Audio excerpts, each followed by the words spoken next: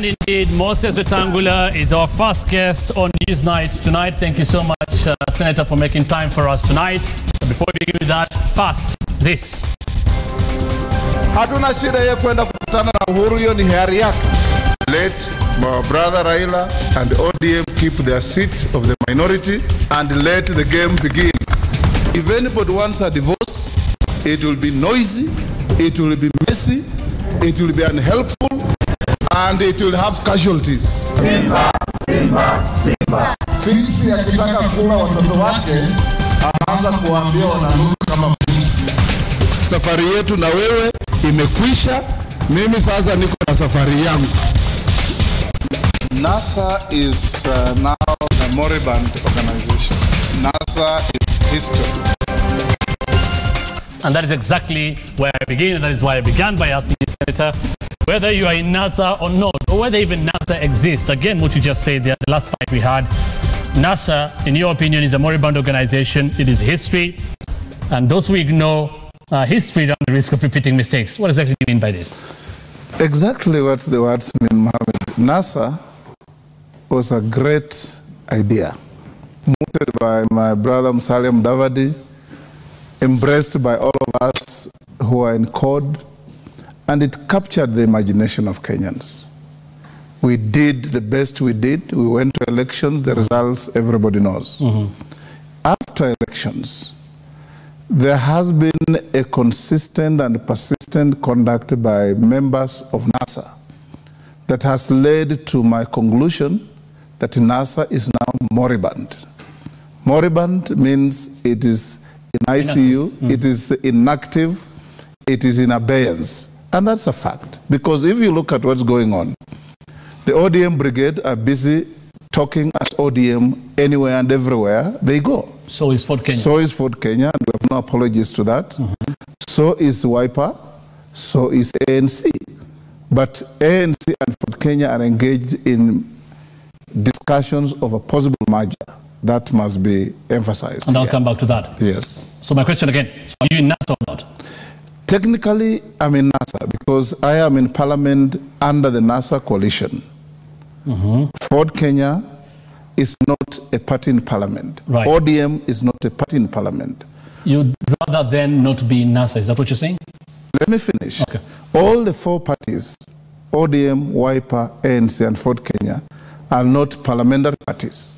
We are all there under the umbrella of NASA. To that extent, the shell that is NASA remains relevant for the duration of this parliament. So if you ask me whether I am in NASA or not, I'm technically in NASA because I'm in parliament as a NASA member. If you ask me whether NASA is active and doing its work, I'll tell you it isn't. Okay. Would you rather be in NASA? Would you be in or would you rather be out? I am not in NASA with my body and heart. So you'd rather not be in NASA, you're just bound by... I am bound by the law, and I'm a law-respecting citizen. And that is why your ODM counterparts, the Secretary General, Edwin Sifuna, said if indeed you're saying this about NASA, why don't you just relinquish all the positions you hold in Parliament? He said much more than that. He said NASA died on 30th of January. Yes. It was buried. Right. The property of the deceased were distributed. The houses were destroyed. It's only I who have discovered lately that NASA is dead. He said that before, yes. Yes, he said that. Yes, and I'll come to that. Yes. So my question again, yes. Why don't you relinquish those positions? I mean, I wonder if you really... I don't hold any NASA positions. No, you have your members like Chris Omalo who hold positions in Parliament. Yes. My question is, if you really feel that it is inactive, it's on its deathbed, why would you want to be part of it? I'm sure you'd want to be in an active organization or coalition. Why would you know, the dynamics of politics, Mohammed, must be understood. That I'm planning for tomorrow doesn't mean that today becomes wholly irrelevant. I wear the badge of NASA in the house. That is an outfit that we formed. That's an outfit that we all jointly have. In fact, the other issues that are around NASA are headed to court. For example, Wiper has written to ODM, so has Ford Kenya and the ANC, demanding ODM to account for the political parties fund from the exchequer that they are receiving and appropriating to themselves to the total exclusion of our parties. So there are other things other than being in positions in parliament that we have to deal with. To wind up an organization such as that, you have to look at the liabilities, the assets, and all other attendant issues before you wind up. Okay. But truth be told, yes, there is hardly any NASA. Okay. Is this your position or Ford Kenya's position? Because some of your MPs have been making contradictory statements, including Chris Omalwa. Is this your position? He didn't contradict as such. I think somebody asked him a question and he said the process of leaving an organization such as NASA includes taking the process through the party organs. Right. Management, right. NEC, right. General Council, and then DC. Okay. Those are the steps we took to join NASA. He's right to that extent. He said no, Ford Kenya is still in NASA as part of the registrar of political parties unless there is withdrawal letter with consultation, meaning you may not have consulted. Just go on, just go on and read the whole or concurrence from stakeholders, especially PG, NEC, and DC. That's exactly what I have said. And remember, the statement you read at the beginning, I said NASA is moribund. Okay. I never said, and show me where I said Ford Kenya has left NASA. I've said three things since we started this saga. Okay. I said my political journey with Raila is over. That I said, I stand by it. Number two, I said NASA is moribund. Right. Yes. That's what I'm asking. Is that your statement or Ford Kenya's statement? I, as party leader of Ford Kenya, speak for the party. Okay. Yes. I'll leave it at that. Your tweets, and I'll come to Raila Odinga and what happened on January 30th, because that is the turning point, clearly. Yes. Unless your tweets we've been seeing, and we're going to put them up, have also been quite telling. After you made these remarks, of course, the ODM Secretary General Sifuna dared you to leave and relinquish positions, and you've explained that right now, that you hold in the National Assembly. You said, for example, in one of the tweets, that having abandoned its opposition role, ODM turns its guns on its partners. It's despicable, it's a shame. Let the inanity reign like the Tower of Babel. Right. Okay. You also said, those perpetuating dynastic leadership think everybody owes them. Bindu Bichenjanga, nothing lasts forever. God is watching all of us. Absolutely. I don't know what you mean by dynastic leadership and who you're referring to. And finally, instead of responding to issues appointments from his tribe, ODM leader using upstart surrogates to hurl abuses at Wetangula. Yes. Let's talk about this dynastic leadership you're talking about. What are you talking about? I'm sure you know you live in this country, that there are certain families, certain communities that think that leadership must oscillate and rotate around them. Let me not talk about communities because I'm being unfair, because I'm members of communities that are very far away from leadership. Okay. But we have families, and I don't want to be personal to anybody, but it takes anybody to know that we have families in this country, the Mois, the Kenyatas, the Odingas, who want to be at the center of everything politics in this country. Are you referring to the Odinga, Kenyatta? That triumvirate, the Odinga, Kenyatta, the Mois, we are saying that in a democratic dispensation, in a country where freedom of choice is open to all, we don't want to have any state machine manipulating anybody or any process or any group of people or individuals to get to a level where you are pigeonholed into thinking in a certain direction, to think that if you are not an Odinga, then your ability and capacity and intent to lead diminishes, and vice versa. Or if you are not this and this, I'm telling you my thinking. It's okay. I may be wrong. I may be wrong. You can see right now, the stories out there are saying we wanted to put the families that were at the center of independence back together. This is going on. But we are saying, fine, freedom of choice, freedom of association, but don't stifle anybody else's ambition or right, ability or capacity to look for leadership. Okay. My question again. Yes. How have they done that? The last we saw about the Uhuru Raila handshake and the Building Bridges initiative talked about some issues that affect all Kenyans. Yes. There's no way that they forced anybody to think about their families. Yes. So how have they done that exactly? When Uhuru and Raila shook hands, many of us in NASA, the three of us, were disturbed because we expected, as a matter of course, courtesy and respect for colleagues, Raila to have told us that he was going to have a meeting with the president. In fact, the three of us had been consistently and persistently calling for dialogue. Prior to 30th of January, we had called on President Uhuru, we had called on Raila Odinga and ourselves to meet and lower the temperatures of politics in the country. That they met and shook hands, we have no problem with. The process of getting to do that is something that all of us frowned at because we thought, as equal partners in NASA, where Raila was only the first among equals, to the extent that he was a presidential candidate with Kalonzo as his running mate, he would have had the courtesy to tell us. That's water under the bridge. The idea of lowering the temperature of politics in the country is laudable. And I've publicly, in Parliament, I seconded the motion that came to laud this handshake. And I have supported the initiative that can bring sanity and good hygiene to the politics of this country. Because we can't have a country where politics means hurling abuses at each other, frowning at each other, calling each other names, and by every name in the book, doing things negative. We must change the side. All right. You've talked about the handshake, and you're saying it's water under the bridge. Yes. But there's something that preceded that, and you've referred to it, what happened on January 30th. Yes. I remember James Orengo, Senator Siaya County, who replaced you as the minority leader in the Senate, and we'll talk about that, saying those who are not sworn in should go to Uhuru Park before coming to demand to be included in the dialogue. Of course, and many are saying that was a turning point of your no-show. You, Mudavadi, and Kalonzo Musyoka not going for this mock swearing in. Yes. First of all, only one person was sworn in. So nobody else can go to Uhuru Park and be sworn in. They expected you Secondly, to the swearing in had no meaning. And you can see it has turned out so. After being sworn in as the president of the people of Kenya, Raila ended up at the doorstep of Harambee House.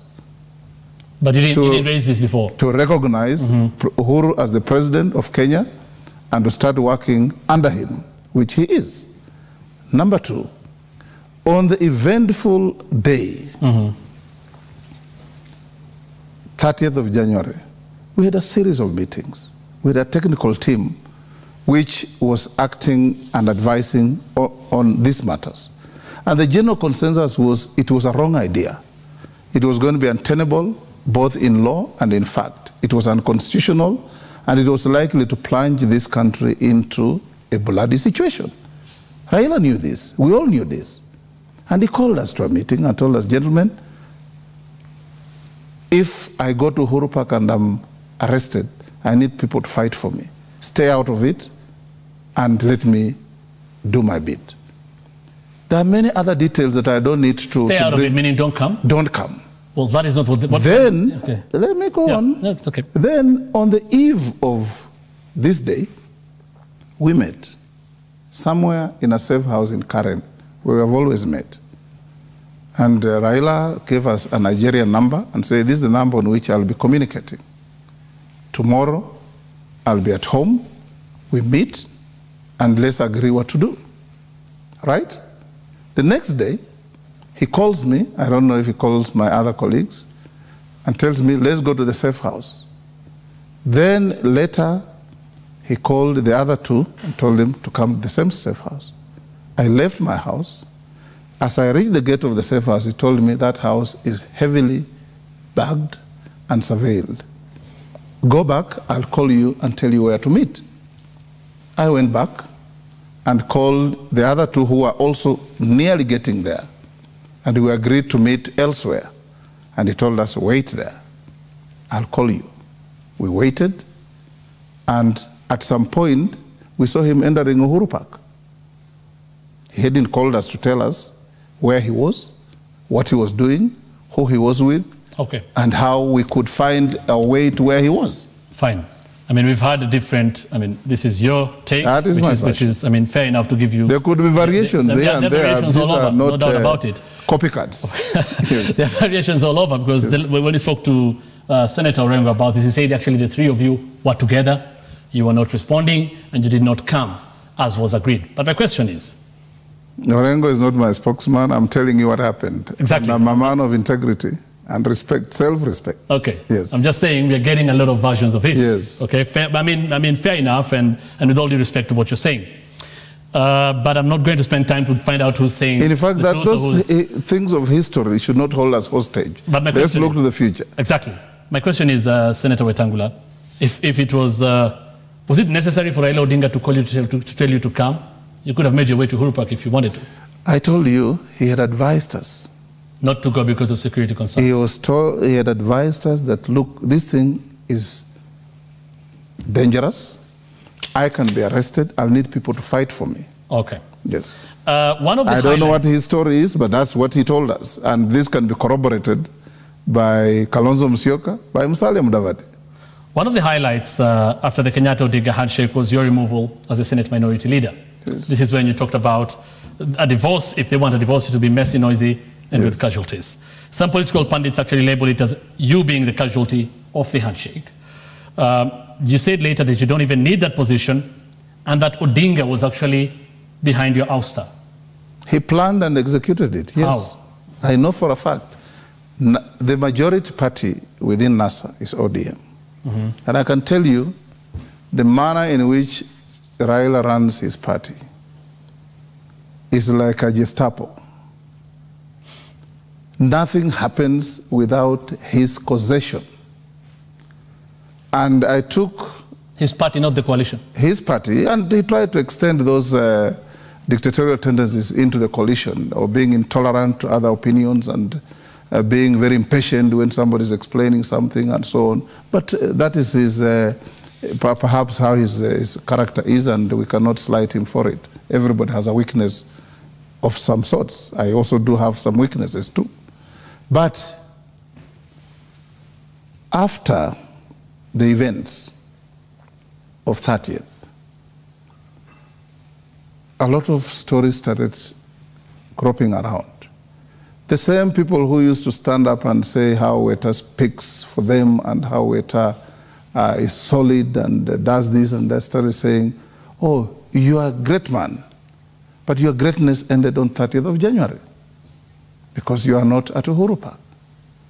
The only regret I have in all this saga is having agreed, and my brother Stephen Kalonzo Musyoka is the one who convinced me to go to a meeting called by Raila at Pan-Africa, where I sat there listening to rehearsed insults, rehearsed statements of demeaning me and all manner of things, and one of the ODM senators literally telling me, great, brilliant, but that ended on 30th about you. And then after that, Raila says, let's go for a retreat. What retreat were you to go about? What were you to retreat for?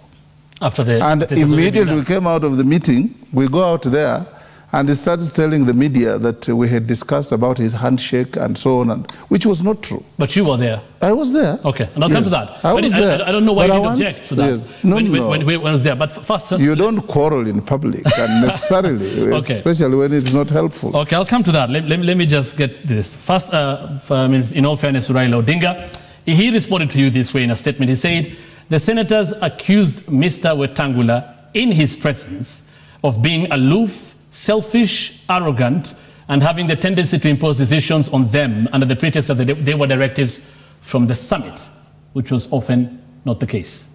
I read that statement and laughed it off because it is balderdash. So what you're saying, it is Raila who rehearsed this with his senators? It was very obvious in this meeting that another meeting had been held before we came to this meeting. Okay. Yes. The retreat was then held. Raila came out of there. There was no retreat held. After the Pan-African meeting, there was a retreat held. There was no retreat. Or I didn't attend any retreat. Okay. On the 22nd of March, Raila Odinga came out and said, you have talked and you have all supported the handshake, what you've just alluded to right now. We had a meeting at Stony Athi. At Stony Athi, exactly. Yes. So, and he briefed us. We raised our concerns. We raised our reservations. He explained why he did what he did. And we left there saying, we can't be hostages of history. We must look to the future. And having raised President Uhuru and shaken hands with him, with a view to bringing sanity and relative calm to the country. We all needed this. And we told him... So you have nothing against that handshake? I have... And you have nothing against what the plan is in terms of the building initiative? I am not privy to some of the detailed plans. What is in public is good, but it's not good enough. Because nobody has come out succinctly clear to tell Kenyans that part of our problem was not the lack of handshakes. Part of our problem, in fact, our whole problem was electoral injustice. We can shake hands a million times. If we don't fix our electoral injustice in this country, we will be going round the vicious cycle of going on to the brink at the end of every election, where losers don't accept, where winners don't feel comfortable. Okay. This is something we must fix. Number two, I expected that the current Constitution 2010 be part of the process of this handshake in carrying out a thorough audit, especially the governance structures of the Constitution, the strengthening and ring-fencing of devolution that made people of this country vote for the Constitution. The handshake team is very weak on this. They have got a series of things that are not things that will cement peace for the posterity of this country. And what are we having now? In my view, if they don't come out with this, we'll then be just laying a plaster on a sore wound, thinking we're healing it. We are not. All right. Honorable Wetangula, as I asked you, when Odinga said, I've talked to you guys, he's talked to you people, and you have supported this. You have okayed this. You approve the handshake and the MOU between him and President Kenyatta. And you're saying you could not quarrel him in public, yet you felt very different. We said this, that our presidential candidate has briefed us on the events leading to the handshake. Everything else notwithstanding, we appreciate that this will have a positive effect on the politics of the country for now. We said we hope that this will then lead to fixing in a sensible and acceptable manner the problems that are recurrent at every election time. Okay. I'll leave that as that. I'll come to you now in terms of what next for Moses Wetangula. But first, last month, yes, I spoke to Senate Majority Leader Kipchumba Murkomen. Yes. I don't know if we have that clip, but this is what he said about you, generally. Yes. We'll get that clip. That Moses Wetangula told him, or said, that Raila Odinga has gone into Jubilee to break the party. And that you actually said he told you and the other NASA principals he's going to Jubilee to break the party. I told Murkomen. No, you told Murkomen, or you said it somewhere that he had, because that is what he said on national TV. I just want to get your response to that. First of all, I never told Murkomen, and I don't have any intimate discussions with Murkomen on any issue. That's number one. Number two, I know for a fact that Raila's agenda is, has been to, he went to Kanu and rocked it, right? We were with him in NAC, he rocked it. We were with him in CODE, he killed it. We have been with him in NASA. He's now, in fact, when we're pushing so hard to hold on to NASA. Why would you say he killed CODE? He did it. He's the one who engineered everything to move out of CODE to go to NASA. But there was Musalia Mudavadi, of course, you had a say as a CODE principal. I'm telling you, you know, Hussein. I'm assuming because you've always said we're equals, isn't it? Yes, we are. So how is it that it is him who decided? He didn't decide alone, but his conduct, he was our candidate. And he said, CODE, people are now tired of CODE. I wasn't tired of CODE. So he dictated this to you? Let's change and move to NASA. Fine, we moved to NASA, I have no complaints. When NASA took root and captured the imaginations of every Kenyan, you saw ODM came up with an outfit called National Resistance Movement, which they were actually organizing to register as a party to run away from NASA. Why was this happening? But it hasn't happened. Let me finish. Why was it happening? In CODE, we had an agreement that Raila Odinga was to be our presidential candidate for CORD in 2013. And in 2017, he was going to leave it for Kalonzo Musyoka. How do you kill that? Destroy the institution, and whatever agreement you have with it goes with it. Okay, we go to NASA.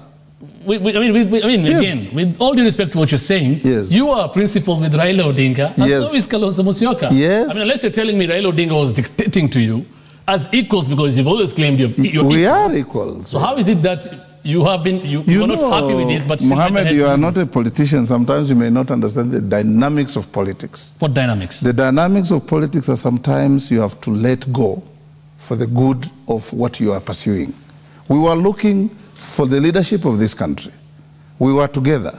We had to do everything humanly possible to hold it together, to hold our followers together. And when the idea came that CORD is not good enough, let's get another outfit. Of course, the credit to NASA arriving was that we got Musalia Mudavadi on board.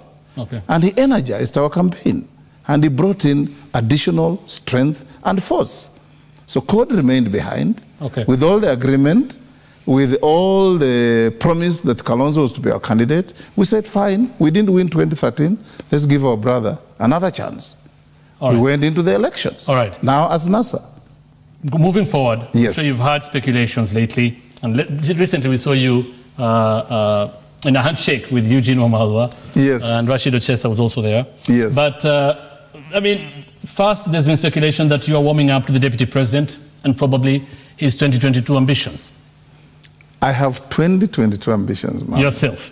I want to become the president of the Republic of Kenya in 2022. I have a setup to campaign for 2022. I have an office to lead my campaigns for 2022. I have people who have volunteered to work for me for 2022.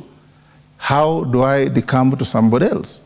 So the reason we had a handshake with Eugene Wamalwa is because the elders of the community called us and said, young men, you are our sons. If you continue walking different paths, you may not reach the destination. And I think they are right. And we agreed, and we said, fine, we bury the hatchet, let's move together. Now, in this country, one must appreciate, Mohammed, that whether you are a member of a community or a party, there is not a single party other than Jubilee through the mechanisms of having brought parties together.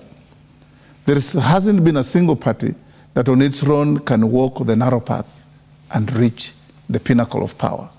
That's why... Meaning you would work with anyone? We will work with the willing, the coalition of the willing. Including Deputy President, if that is the Politics is about interests. Okay. I have worked with Kibaki. I have worked with Mzee Moi. I've worked with Raila Odinga. I've sacrificed twice for him. And I'm now looking forward to somebody sacrificing for me. So, I mean, whether that means you're working with the Deputy President or not, it's a possibility. It is not, it's an academic question you're asking me. I am campaigning to be the President of Kenya. Okay. So you can't ask me if I'm working with another candidate. But you just told me, I mean, you just told me nobody can make it alone. You have to work with other people. We have to work with people. We'll seduce each other, we'll convince each other, we'll cozy with each other. Even the Raila Odinga you're talking about, you never know in politics. Okay. Shakespeare said it's the art of the impossible. Ibrahim from Kakamega here says that is just Wetangula upping his stakes. And he actually says, what is Wetangula's value to claim such a position or claiming you want to run for presidency, that this is not the first time actually. Yes. That you're upping your stakes so that you land somewhere. He says you only have one senator, which is you, from Bungoma County. And the composition, actually, if I was to look at that in both the Senate and the National Assembly, let's start with your home turf, which is Bungoma County. Yes. You don't even control the majority in terms of Fort Kenya representation on elective seats. You have 3 MPs, there's one from ANC, and the other 4 are from Jubilee. And many say that just shows... Get the picture right. I have 3 MPs, a senator, a women rep, a governor, a deputy governor, and the majority of the assembly. Right. So what is it you are talking about? So, I mean, being somebody who wants to go for presidency, that you have 4 MPs in Jubilee, that you still have in your own home turf of Bungoma County, that you could not command and ensure that Ford Kenya having maturity. MPs you are calling of Jubilee, the MP for Bumula is an independent. He stood on his own because things didn't work well in our party. Jubilee has Mount Elgon, Webuye West and Kimilili. Right. Yes. So and Serisia, you're right. Yeah, and Serisia, which is Waluke. So how does that settle with you? It does. Some are saying many people in the politics, I mean the history of the politics in this country is that such that somebody who goes for high position as high as the president usually completely controls and convinces his backyard. Look at it this way, Mohammed. NASA, through me, got 90% of the presidential vote of Bungoma. NASA, through me, got over 70% of the presidential vote in Trans Nzoia because of the ethnic mix. I spend my time and energy campaigning for the presidency around the country. I didn't even campaign for myself. I held only 2 rallies in Bungoma. I was all over. If I took time to go back to Bungoma and concentrate to bring out what I wanted, I would have won all the seats except probably Mount Elgon. But that's neither here nor there. Let yesterday's events not be holding us hostage. Let our destiny be defined by what we want to do and what we can do. And I know what I want to do. I know what I can do. Okay. Again, in comparison to what has been happening in the country, we see people completely controlling and convincing their home turf. You're saying this is nothing? I delivered the presidential vote 90%. Okay. I'll leave it at that. People were not voting for Raila per se. They were voting for Raila because I was there. Finally, you promised a while back, and you actually gave some timelines in terms of plans to merge ANC and Ford Kenya. Yes. And Luya Unity, which hasn't been realized yet. Yes. How are you planning to do that in future, and of course, your future politics? The intended merger between Ford Kenya and ANC is on course. It was never meant to be an event. Parties don't belong to individuals. ANC is not Musalia, Ford Kenya is not WETA. We have structures. We have PGs, we have NECs, we have general councils, we have NDCs that must ratify all the processes so that we avoid any legal challenges. We have a committee from my party is led by Boni Khalwale, from Musalia's side is led by Barak Moluka, and they're working. They give us periodic progress reports. The last report we received was 2 weeks ago, and both I and Musalia are satisfied that they're making good progress. Now, when I retreat to unite with Eugene, I'm only energizing this process. Although they are wooing you to move to Jubilee? Not at all. In fact, you can ask them. That is never an issue. Rashid the Chesa is on record as saying that. He can say what he wants to say without consulting me or without me knowing what is militating his thinking. But is it a possibility to you? It is not. I am a leader of a party. I am a presidential candidate. And I want you to leave here, Mohammed, knowing that you have been interviewing a presidential candidate for 2022. Okay. Yes. And wish nothing but the best for you. Yes, and not a person who is looking for people to unite with. I have said, 2022, I want to be a presidential candidate, and I will be a presidential candidate. And I want to form government either with others, or others can form government with me. Regardless of who the others are, right? We are Kenyans. Okay. These cosmetic differences don't make a big deal. Many of the people... It's not about ideological differences, that's what you're saying. That's what you're saying then. There are ideological differences. There are things that we believe in. There are people we probably cannot have the chemistry to work with.